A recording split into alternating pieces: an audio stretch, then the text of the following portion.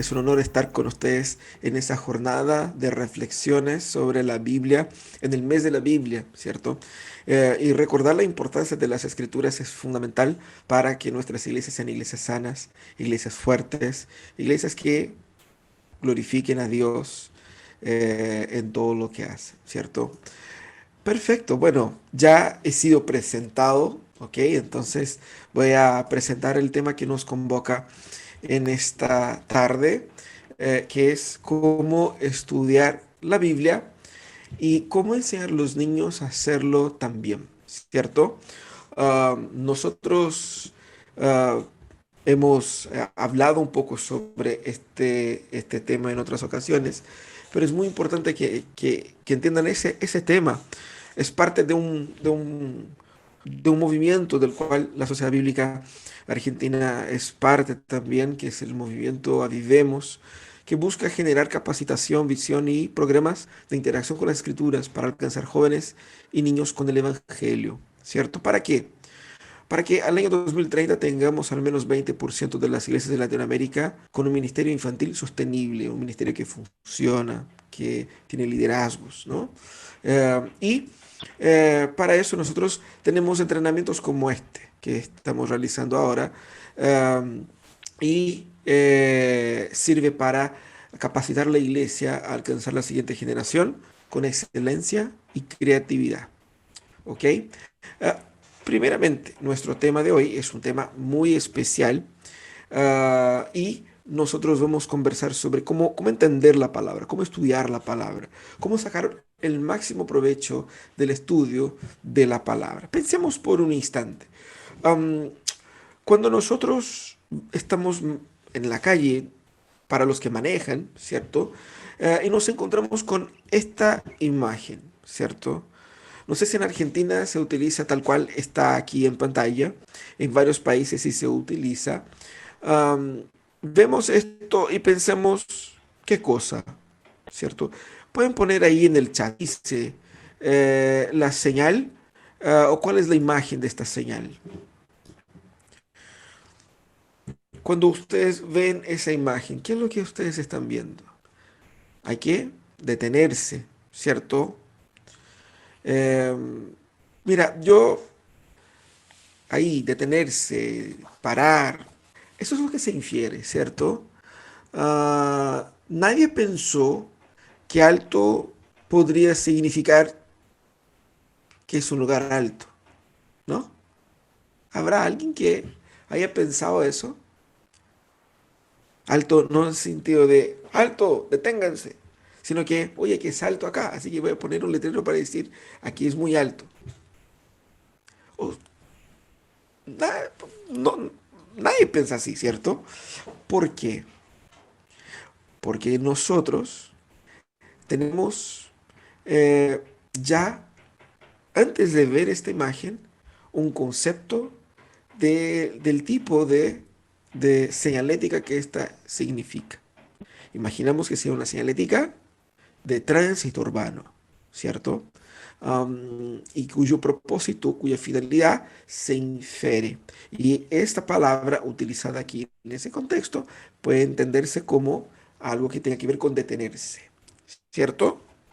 Entonces, si vemos esta señal, ¿qué hacemos? Nos detenemos, ¿sí o no? Así es. Am, eh, eh, eh, Esa es la interpretación que damos, ¿ok? Ahí alguien dijo, porque el rojo es símbolo de peligro. Mira, vemos que en esta imagen nosotros tenemos varias cosas incluidas ahí. Tenemos qué cosa? Tenemos una palabra, ¿cierto? Alto. El significado de esta palabra es importante. Ustedes reaccionaron acá como que conociendo el significado de esta palabra en el idioma castellano, ¿cierto? Entonces, la interpretación se une con la idea eh, del color rojo, del formato, porque de repente si fuera rectangular, diferente de los típicos letreros de tránsito, alguien podría suponer quizás un significado distinto, ¿sí o no? Así es. Am, Ahora pensemos en esta otra señalética. ¿Qué dice esta señal? Veamos ahí. Cuando ven ustedes esa imagen, ¿cómo ustedes interpretan? ¿Qué significa esta señal? ¿Parece evidente o no? La idea es de no estacionar, pero dice solamente eso. Ahí hay varios. Prohibido detenerse, prohibido estacionar y detenerse, ¿cierto? Exacto. Prohibido estacionar y detenerse. La, la idea de esta señalética es como dicen ustedes, ¿cierto? Es prohibido estacionar, es prohibido detenerse, es prohibido también parar. ¿Por qué decimos que es eso? ¿Cierto? Porque se sabe, se conoce que la E dentro de este círculo normalmente se refiere a estacionamiento, ¿cierto?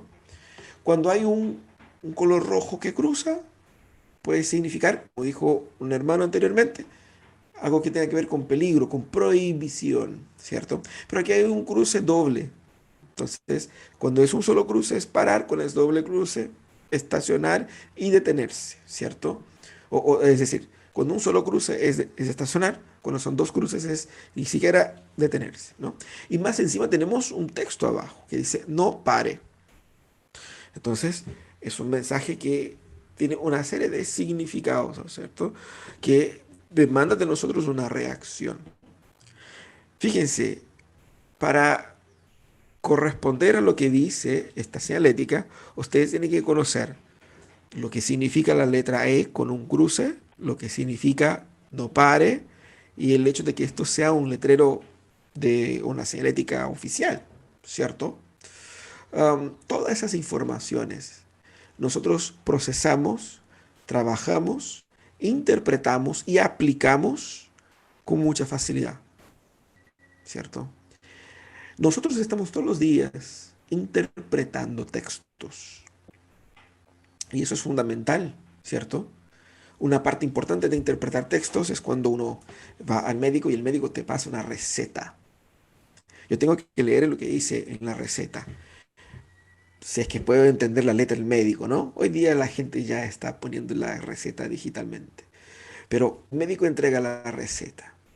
Y en la receta me va a decir no solamente el medicamento, pero también am, me va a decir cuál es la periodicidad que debo utilizar ese medicamento, ¿cierto? Tengo que entender, tengo que interpretar. Es muy, muy importante. Lo mismo se aplica con la palabra de Dios. Debemos desarrollar nuestras habilidades de interpretación, llevándolo a la palabra para poder sacar el máximo provecho de la palabra. Veamos lo que dice el texto aquí en 2 Timoteo 3, 4 o 3, 14 al 17. ¿Cierto? Dice así, tú sigue firme en todo aquello que aprendiste, de lo cual estás convencido. Ya sabes quiénes te lo enseñaron. Recuerda que desde niño conoces las sagradas escrituras, que pueden instruirte y llevarte a la salvación por medio de la fe en Cristo Jesús.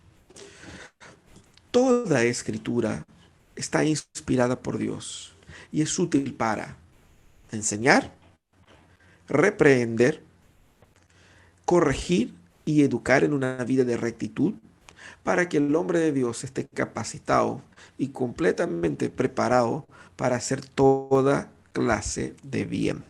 Ese es el texto de 2 Timoteo 3, 14 a 17. ¿Qué podemos aprender sobre este pasaje? ¿Qué nos enseña este pasaje sobre la palabra de Dios? Pueden poner en el chat ahí sus opiniones. ¿Qué nos enseña este pasaje sobre la importancia de la palabra de Dios? Vamos a discutir un poco aquí este texto. ¿Qué nos enseña esta este pasaje sobre la palabra de Dios. Es un pasaje bastante conocido, un pasaje que está bastante difundido en nuestras iglesias, ¿no es cierto? Toda palabra de Dios es útil para exhortar, para redarguir, como dicen algunas traducciones, para instruir. ¿Qué piensan ustedes? Comparten, por ejemplo, por favor, en el grupo, en el chat del grupo, ¿qué nos enseña este pasaje sobre la importancia de la palabra de Dios? Graciela dice que el autor es Dios, ¿cierto? Y que Dios nos capacita, dice Juan. Y la palabra de Dios es completa para nosotros, ¿no es cierto? Como dice Lidia. Ah, de verdad, todas esas cosas son así, ¿no es cierto? Muestra también las múltiples funciones de la palabra, que las escrituras nos llevan a conocer la salvación a través de la obra de Cristo, lo más importante, ¿cierto? Que la palabra de Dios sirve para nuestro diario vivir y que la palabra siempre nos va a direccionar. Que la palabra de Dios nos enseña a vivir, ¿cierto? Hermoso. Um, la palabra de Dios nos pone en orden nuestros pensamientos y nuestro vivir. Y no se desperdicia ningún pasaje, todo nos sirve. Eso es muy importante, sobre todo cuando nos acordamos de los 10 capítulos de primera Crónicas, ¿no? Los 10 primeros capítulos de Primera Crónicas, así con harta genealogía, ¿no? O cuando estudiamos Levítico, ¿cierto? Que mucha gente dice, ay, pero son puras leyes, ¿no? Toda palabra es útil, ¿cierto? Exactamente como dicen ustedes ahí en el chat. ¿Qué es lo que nosotros tenemos como objetivo para hoy? Primeramente, cómo estudiar la palabra por nuestra cuenta. ¿Por qué por nuestra cuenta? Porque hemos identificado que muchos maestros de niños, de jóvenes, incluso de adultos, se preparan para las clases, pero no necesariamente tienen ellos una práctica para ellos mismos de estudio de la palabra de Dios. Ellos preparan el material que les entrega, pero no tienen una metodología más desarrollada de estudio de la Biblia. Y eso es una gran limitación, ¿cierto? Por eso es importante que ustedes sepan estudiar la Biblia por cuenta propia. Segundo, ¿cómo ayudar a los niños a estudiar la Biblia? Ese es el gran desafío. ¿Cómo llevar a que los niños puedan ellos desarrollar el gusto por interpretar las escrituras? Y luego, aprender un nuevo método de compartir los evangelios o el evangelio con los niños, ¿cierto? A eso vamos hoy día. Primeramente, vamos a comenzar con cómo estudiar la Biblia, ¿cierto? Para comenzar, yo comienzo así como hice con los cuadros que vimos, con las señaléticas que vimos, yo comienzo eh, preguntándome sobre qué veo, ¿cierto? El primer paso para el estudio de las escrituras es la observación. Parece bastante reiterativo, pero es importante, es un paso fundamental y es normalmente ahí donde nosotros fallamos. Nosotros vamos al texto bíblico. ¿Cuál es lo primero que queremos hacer? Interpretar. Queremos interpretar sin observar. Si interpretamos sin observación, llegamos a conclusiones equivocadas. Y conclusiones equivocadas generan prácticas equivocadas, ¿cierto? Entonces, el desafío principal hoy día es aprender a observar. Aprender a observar. No sé si ustedes están familiarizados con este personaje, el Sherlock Holmes, ¿cierto? Famoso investigador británico. Y él tenía así como una mirada así como muy peculiar de los eventos y veía cosas pero todo él decía que no era magia, no es que él adivinaba cosas. Él dice, es el ejercicio de la observación. Y él demostraba cómo muchas de las respuestas que ellos buscaban estaba a la simple vista. Obviamente que él tenía mucho conocimiento que ayudaba con que esa observación fuese más productiva, pero observar es vital, ¿cierto? ¿Qué veo en una historia? Estamos contando una historia para los niños. No todos los textos bíblicos son textos históricos, ¿cierto? Es decir, hay textos que son de poesía, profecía, ¿cierto? Hay leyes, no son necesariamente historias. Pero normalmente utilizamos historias. personajes. Pero pensemos ahí en una historia para que tengamos aquí una base de comparación, ¿cierto? Cuando nosotros eh, observamos las historias, ¿qué es lo que podemos ver? Primeramente, hacemos esas preguntas. ¿Quién hizo qué cosa? ¿Qué hizo esa persona? ¿Dónde lo hizo? ¿Cuándo? ¿Cómo? Son preguntas fundamentales, ¿cierto? Los autores, las acciones, los lugares, las fechas y las formas de cómo las cosas se dieron. ¿Ok?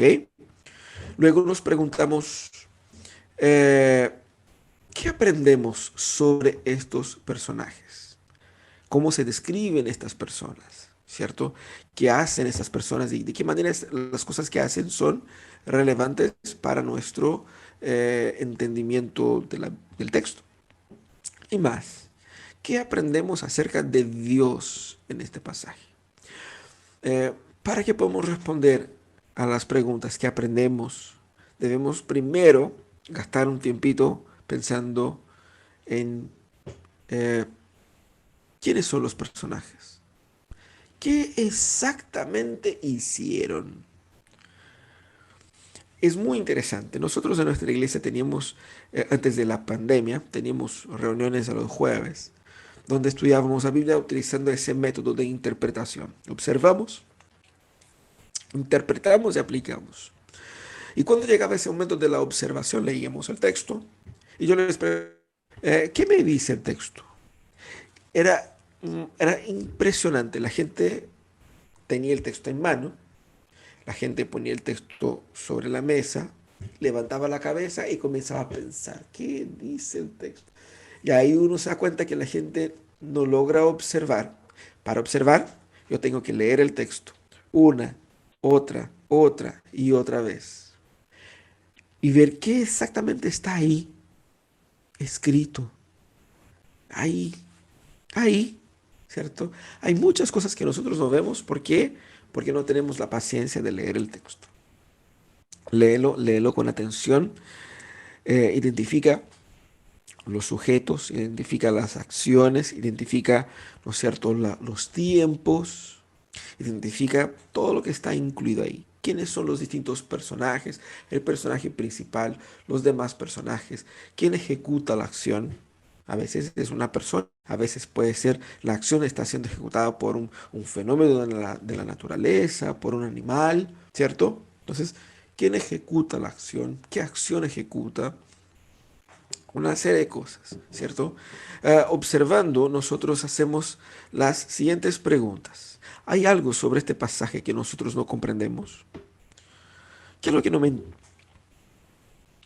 entra en la cabeza acá? ¿Qué es lo que me produce ruido? No entiendo. ¿Hay algo que me gustaría saber más? Ay, mira, necesito saber más qué significa eh, esta comida, qué significa esta palabra. A veces hay palabras que no logramos entender, ¿cierto? Por lo tanto, debemos anotar estas cosas también. Y observamos abarcar cualquier palabra, frase o mandamiento clave que leamos. Am, las palabras claves, es interesante cuando le decimos a la gente que elijan palabras claves. ¿Qué es lo que son palabras claves? Palabras claves son estas palabras que dan a la historia algo que es único y especial de esa historia o de ese texto, ¿cierto? Palabras comunes y corrientes como artículos no son necesariamente palabras claves. Normalmente son verbos o son adjetivos, ¿cierto? Palabras que se destacan, palabras que se repiten. Entonces, uno lee el texto y ve que hay una repetición interesante de algunas palabras. Ojo con estas, porque pueden ser palabras claves. Veamos ahora un ejemplo concreto. Vamos a leer el texto de Lucas 19, del 1 al 10. Así dice el texto. Jesús entró en Jericó y comenzó a atravesar la ciudad. Vivía allí un hombre rico llamado Zaqueo. Era jefe de los cobradores de impuestos de la región y se había hecho muy rico. Este quería conocer a Jesús, pero no conseguía verlo porque había mucha gente. y Zaqueo era pequeño de estatura. Por eso corrió adelante y, para alcanzar verlo, se subió a un árbol cerca de donde Jesús tenía que pasar. Cuando Jesús pasaba por allí, miró hacia arriba y le dijo: Zaqueo, baja enseguida, porque hoy tengo que quedarme en tu casa. Zaqueo bajó a prisa. Con gusto recibió Jesús. Al ver esto, todos comenzaron a criticar a Jesús, diciendo que había ido a quedarse en la casa de un pecador. Zaqueo se levantó entonces y le dijo al Señor: Mira, Señor, voy a dar a los pobres la mitad de todo lo que tengo. Y si le he robado a alguien, le devolveré 4 veces más. Jesús le dijo: Hoy ha llegado salvación a esta casa, porque este hombre también es descendiente de Abraham. Pues el Hijo del Hombre vino a buscar y a salvar lo que se había perdido. ¿Cierto? Hermoso texto que nosotros encontramos ahí, eh, en Lucas 19. Todos conocemos, me imagino, la historia de Zaqueo. Y es una historia muy interesante porque Jesús estaba caminando para Jerusalén. Pasó entonces por Jericó, ¿cierto? Él iba pasando por ahí. Um, y al pasar por ahí, Jesús eh, recibe mucha gente en la ciudad. Y es interesante porque ah, Jesús estaba en el clímax de su fama. Todos conocían a Jesús. Eh, y es interesante porque siendo tan conocido, Jesús era querido por la gente por los milagros que había hecho, ¿cierto? Ese es el contexto.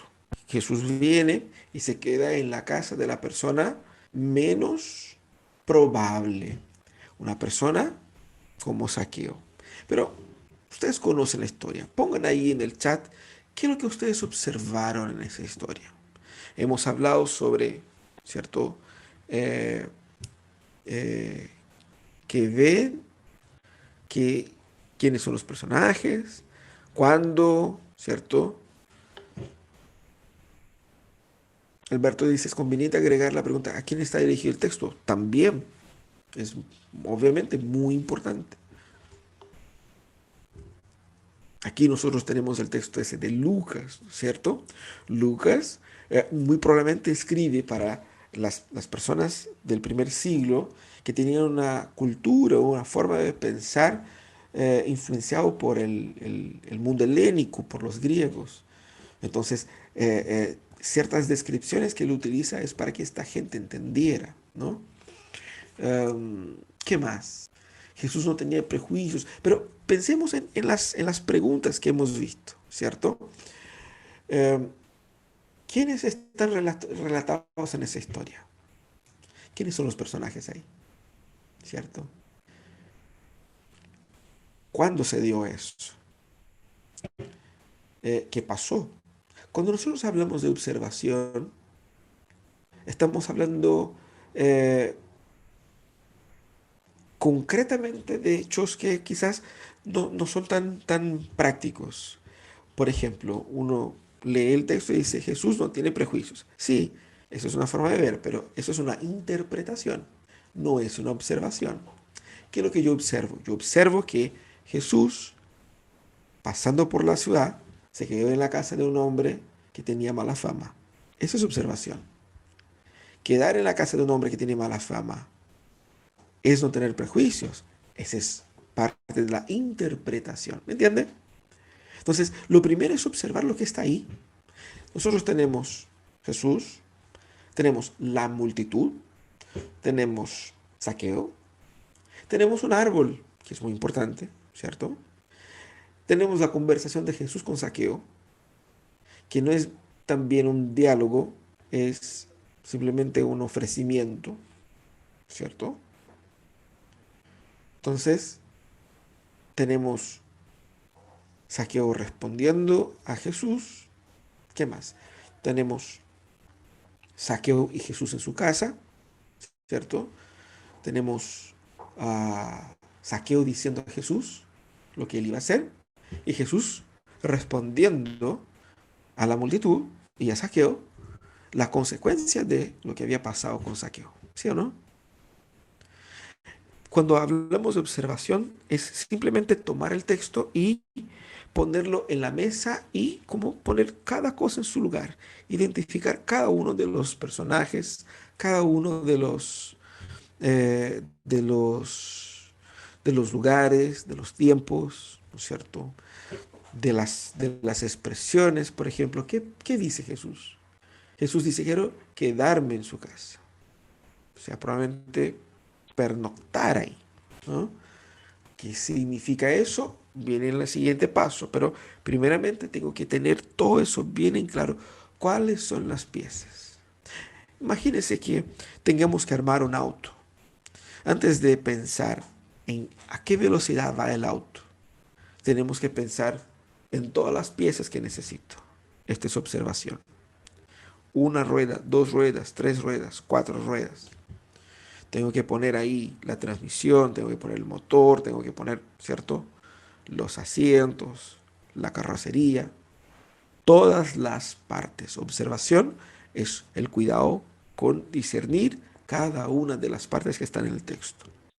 Porque cuando vaya a la parte de interpretar, yo tengo que tener bien claro qué es lo que estoy interpretando.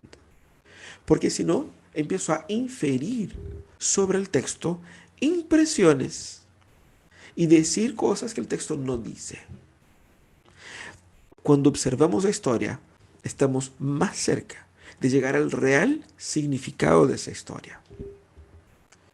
Cuando leemos y nos quedamos únicamente con el texto, nosotros llegamos más cerca de su significado, ¿cierto?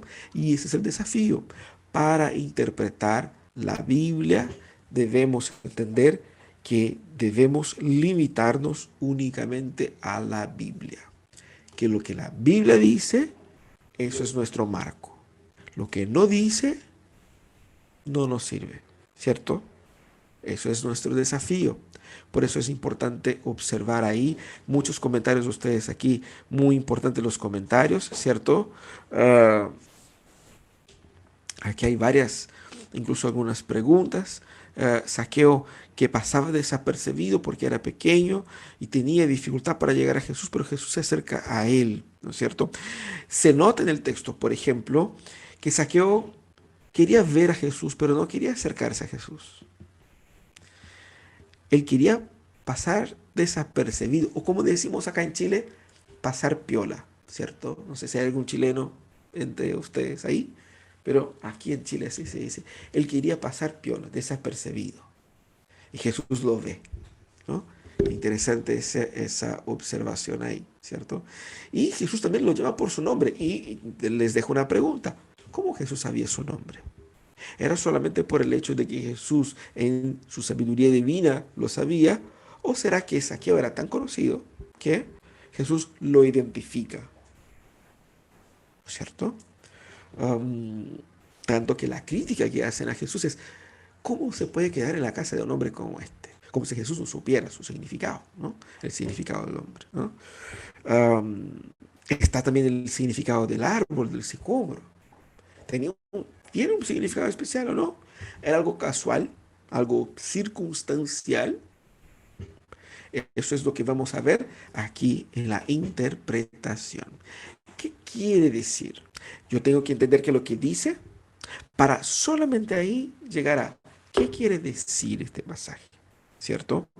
Y en este pasaje eh, nosotros debemos tener este cuidado de eh, limitar nuestra interpretación a lo que la Biblia nos da como herramientas, ¿cierto? Como parte, como un principio fundamental de interpretación bíblica es que la Biblia es la mejor intérprete de sí misma. Entonces, cuando leemos un texto, tenemos que leer ese texto en su contexto, ¿cierto? Como muchos de ustedes lo han dicho, tenemos que leer ese texto también en el contexto macro de la historia de la revelación, entendiendo que ese texto que nosotros estamos estudiando está en sintonía y sincronía con toda la revelación. Entonces, hay una armonía ahí, ¿cierto?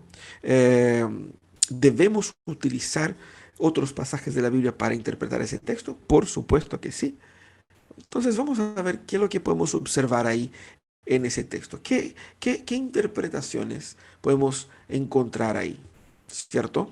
Um, ¿Qué viene antes de este pasaje? Usted está con su Biblia ahí, no importa cuál sea la traducción, puedes abrir su Biblia es este texto en Lucas 19, de 1 a 10, pero puedes abrir el texto en Lucas 18 y creo que sigue después del versículo 11. Ábralo ahí para que podamos ver qué es lo que dice.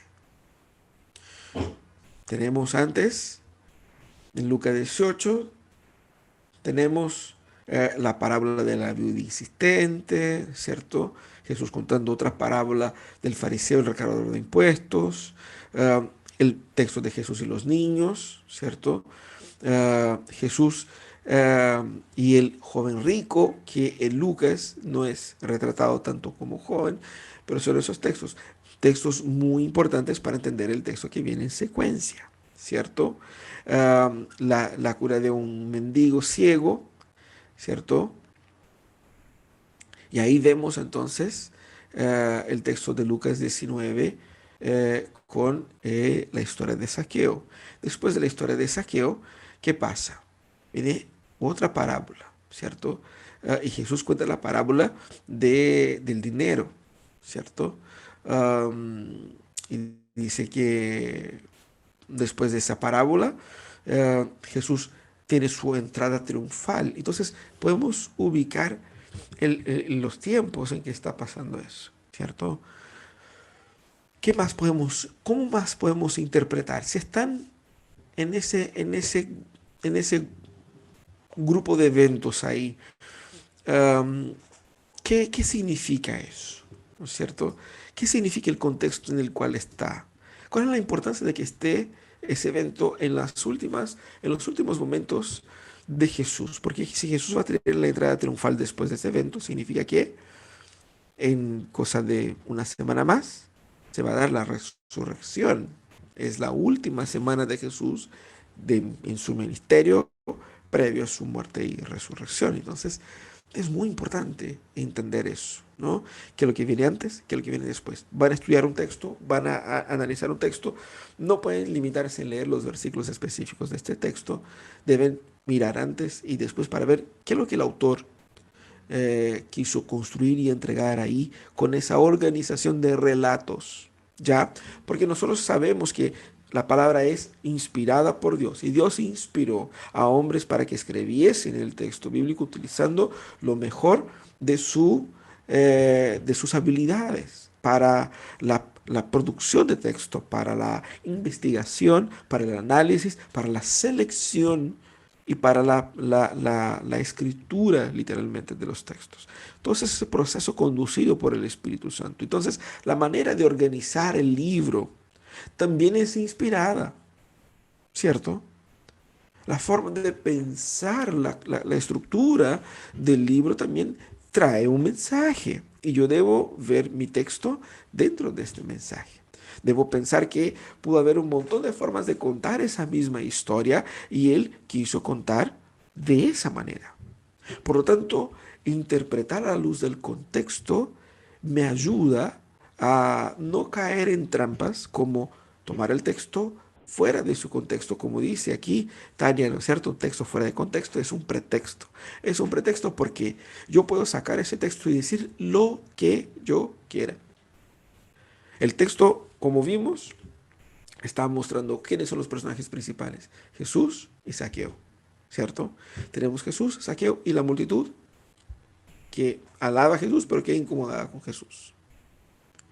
Si esos son los personajes principales, yo no puedo llegar a predicar sobre ese texto o enseñar sobre ese texto desde la perspectiva del árbol. Hermanos, tenemos que ser el árbol, el sicómoro en el cual subió Saqueo.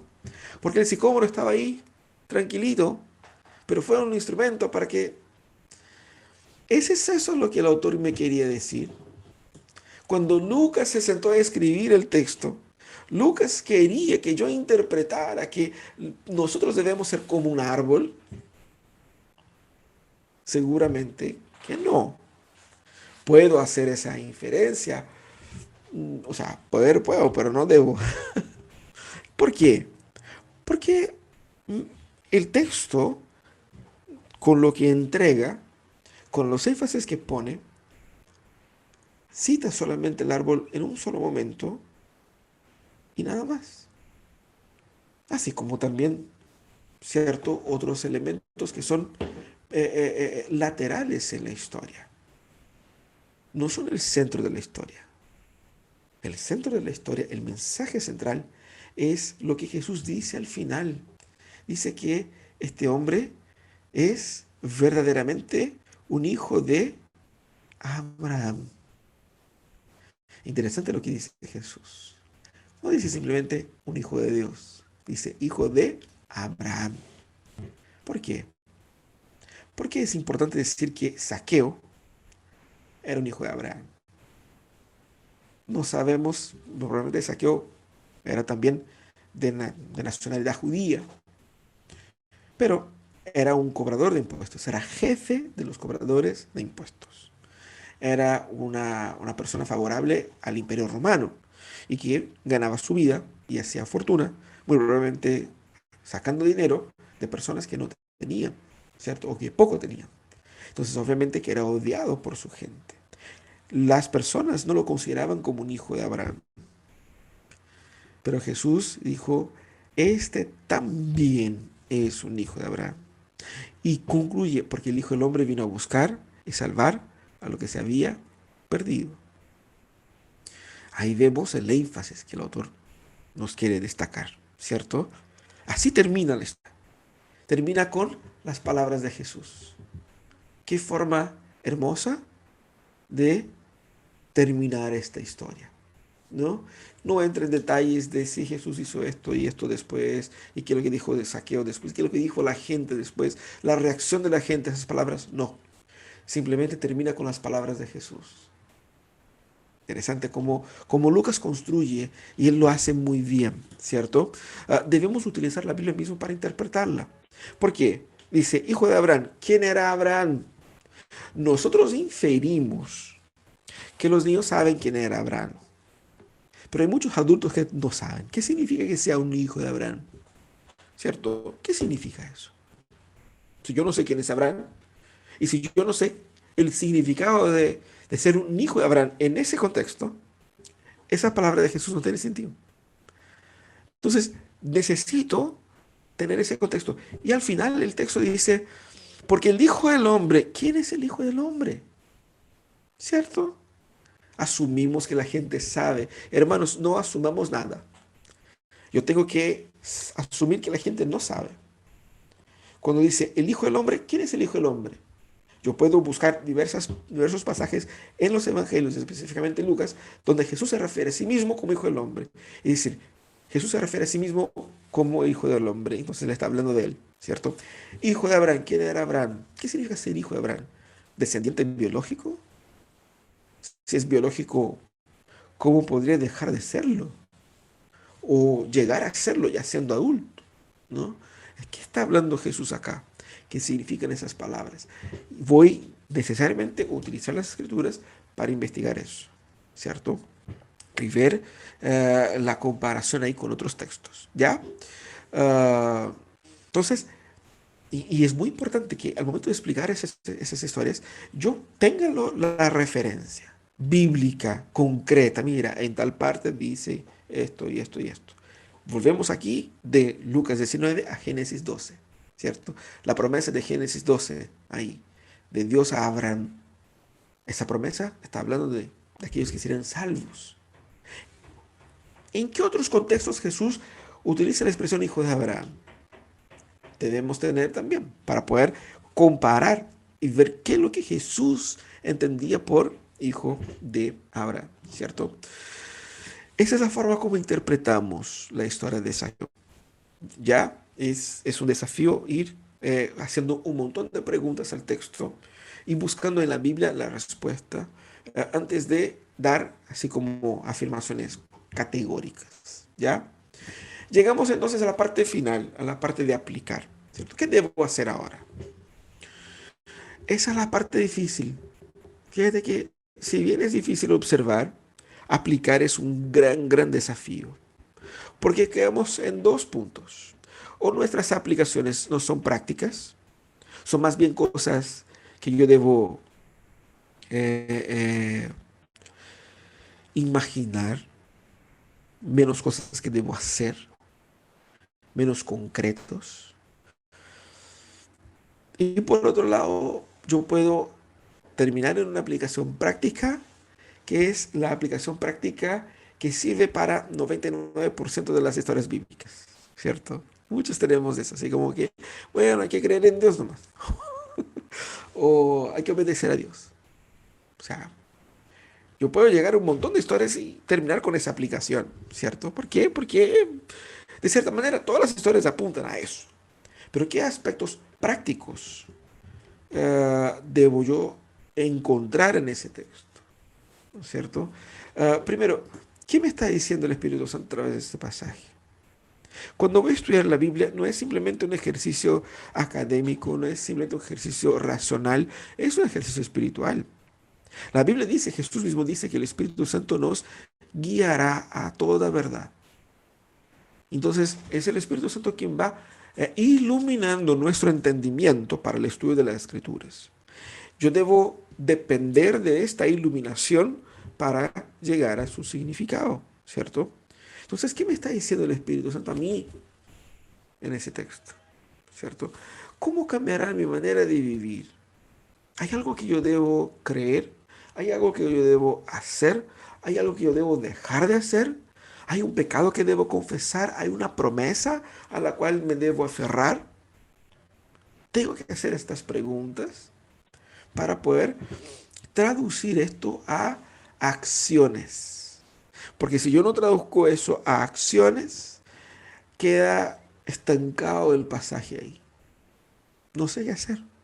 No sé cómo salir de eso, ¿cierto? Y entonces vemos aquí en este pasaje cómo algunos de ustedes han puesto, ¿no es cierto? Buscar al perdido. ¿Debemos imitar a Jesús en ese proceso? Jesús recibe o se invita. Alguien podría decir, bueno, lo que aprendo con este pasaje es que yo me puedo invitar a la casa de las personas, sin que la gente me invite. Yo le digo, oye hermanita, esa semana me quedo en tu casa. ¿Es eso que Jesús quiere que entendamos? No, no necesariamente, ¿cierto? Igual uno mira así como Jesús fue bien valiente y se ofreció a la casa de Saqueo. Pero era parte del contexto, ¿no? Saqueo nunca le iba a ofrecer que Jesús se quedara en su casa por el contexto. Él no se consideraba digno. Jesús dignifica a Saqueo al decir esto. ¿Qué es lo que Jesús quiere que hagamos? Que miremos a esas personas que son rechazadas por sus pecados, por la sociedad, y que nos acerquemos con la gracia de Jesús a ellas. No solamente acercarnos, pero acercar el Evangelio a esas personas, para que la salvación entre también en estas casas. También Jesús quiere que creamos que no solamente los buenos, los correctos, los religiosos son dignos de Dios. Todos somos indignos. De cierta manera todos somos Saqueo. Y Jesús vino para salvar al que estaba perdido. ¿Y quién estábamos perdidos? Nosotros. Todos somos Saqueo. Pero al fin y al cabo Jesús va y nos salva y dice, este también es hijo de Abraham. Porque los hijos de Abraham no son aquellos según la carne, como dicen otros textos bíblicos, sino aquellos que creen en Jesús para su salvación. ¿Cierto? Buenísimo ese ejercicio, ¿no? Ahora la pregunta es cómo enseñar a los niños. Tenemos que aplicar eso a los niños. Vamos a simplificar ya para ayudar a los niños. Primer paso, vamos a ayudar a los niños a ver, ¿cierto? Vamos a leer el texto con ellos y vamos a hacer ese ejercicio con ellos. Mira, ¿qué es lo que ustedes están viendo acá? Incluso pueden utilizar a través de imágenes, de dibujos, para que ellos puedan decir lo que ven. Ahí está Jesús, ahí está el árbol, ahí está la gente, ¿cierto? ¿Qué dice el pasaje sobre Dios? Son cosas que los niños son capaces de responder. Aquí hay que decir algo muy importante. Nosotros a veces pensamos que los niños son menos capaces de lo que realmente son. Los niños son altamente observadores, porque ellos están, al contrario de nosotros, que ya estamos más viejos, ¿no? Ellos están como una esponja absorbiendo todos los estímulos a su alrededor. La forma como la gente dice, ellos imitan. Las palabras que la gente dice. ¿Cuántos de ustedes que son padres ya no han pasado por eso? Y que dicen una palabra y de repente el niño está repitiendo esa palabra. O que de repente están conversando algo entre adultos y el niño escucha y sale diciendo cosas. Que levante la mano el que ya pasó por eso. Eso suele pasar. Suele pasar, es un desafío. Los niños están absorbiendo todo. Entonces, debemos sacar provecho de ellos. Ellos son observadores, más que nosotros. Y debemos mostrar, mira, ¿qué es lo que está aquí? ¿Qué es lo que dice? ¿Qué es lo que dice ese pasaje sobre Jesús? ¿Qué es lo que dice aquí sobre las personas? A que las personas se guían a Jesús. No importa que las respuestas sean así como bastante concretas. Exactamente esas son las respuestas que queremos. Porque es concreto, es tal cual, ¿cierto? ¿Qué dice ese pasaje? Ese es el primer paso. El segundo paso es llevar a los niños a pensar. Yo veo, yo pienso, ¿qué significa esa historia? Porque esa historia es importante. Los niños, ¿qué es lo que van a hacer? Van a partir de lo que vieron, van a elaborar un concepto, un argumento. ¿Por qué es importante?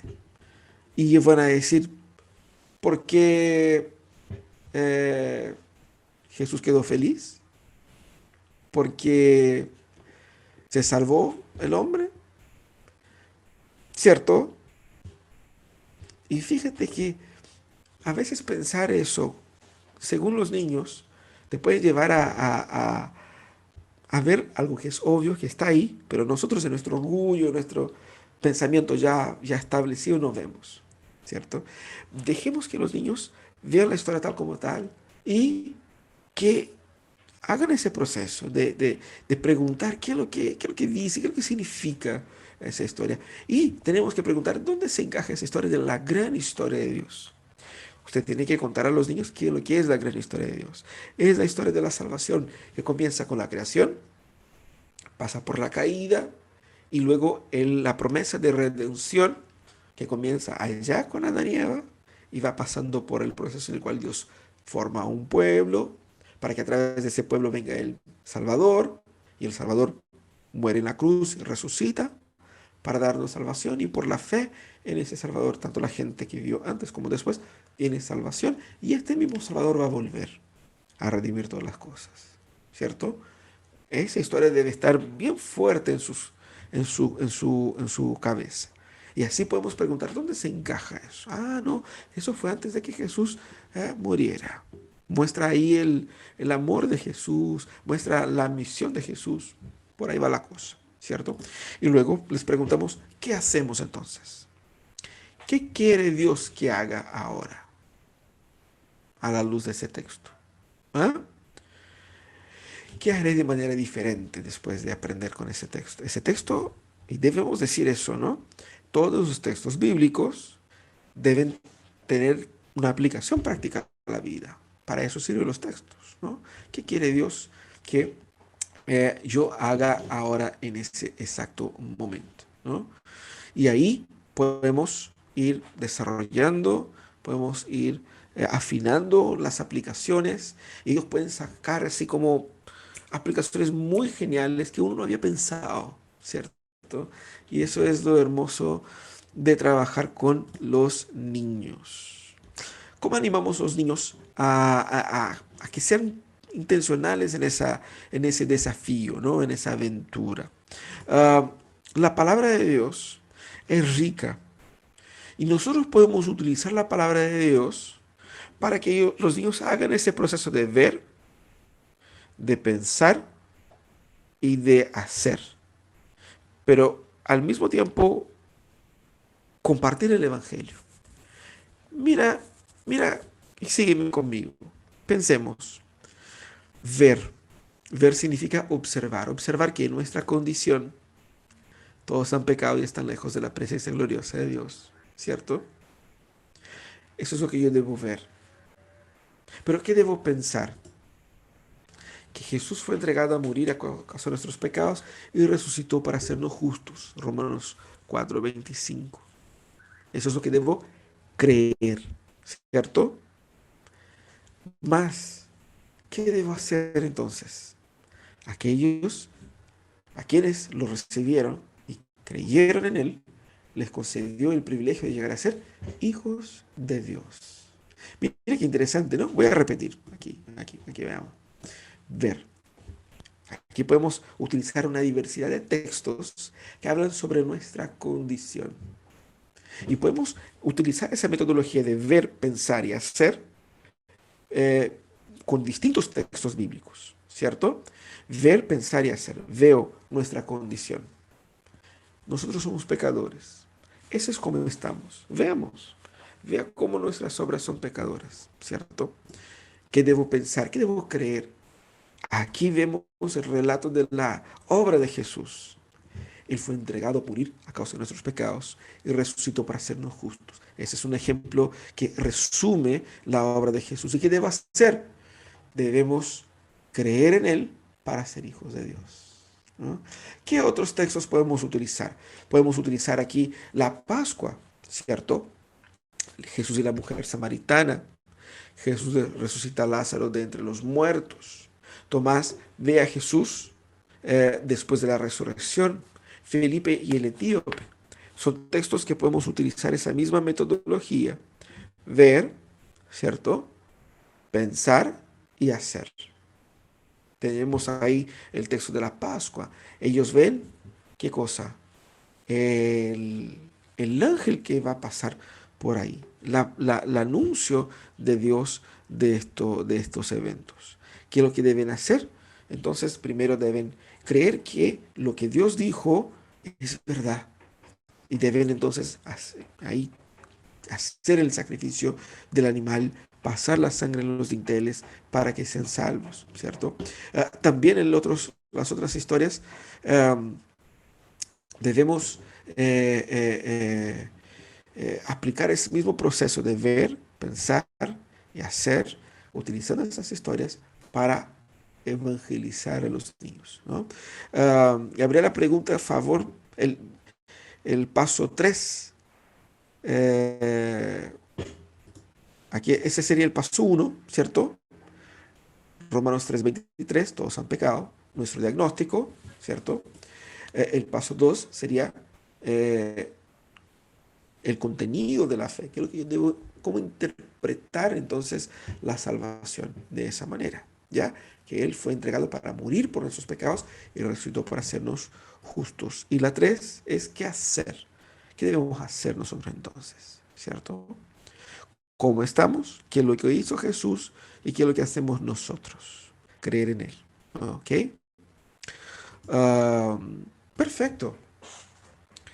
Cuando leen la Biblia ustedes por su cuenta, eh, ¿con cuál de los tres pasos, observar, interpretar y aplicar, se siente más a gusto?